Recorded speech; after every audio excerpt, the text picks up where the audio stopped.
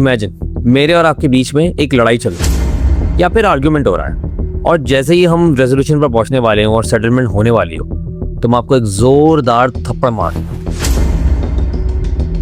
या फिर in this case गोली ही मार दूं। और जब लोग मुझसे पूछे कि तुमने ऐसा क्यों करा, तो मैं जवाब दूं कि अगर मैं इसको ना मारता तो ये पहले मुझे मार देता।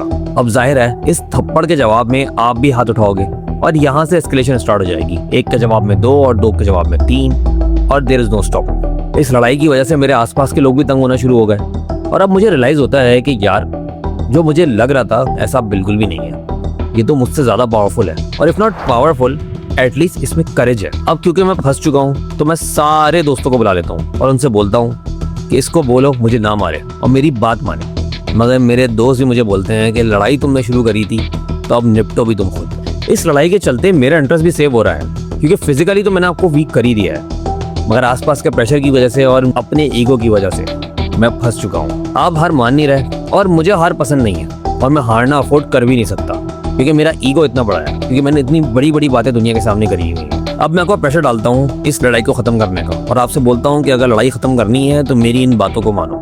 बेसिकली आपके हाथ पैर आपकी पावर सब कुछ खत्म करने का बोलता हूँ। आप वो पॉइंट्स मानोगे ही क्यों? आप तो पहले ही हार मानने को तैयार नहीं हो। इनफैक्ट राइट नाउ आपको इस लड़ाई पे एज हासिल है, इफ नॉट फिजिकली मेंटली तो है ही। तो दोस्तों अभी तक आप समझ ही चुके होंगे कि हम किस बारे में बात कर रहे हैं। यूएसए ने रिसेंटली पाकिस्तान के थ्रू ईरान को 15 पॉइंट्स भेजे इस वॉर को खत्म करने के अगेंस्ट में, और ईरान ने रिपोर्टेडली उनको रिजेक्ट भी कर दिया। इनफैक्ट उसके अगेंस्ट में ईरान ने अपने 5 पॉइंट्स भी दे दिए।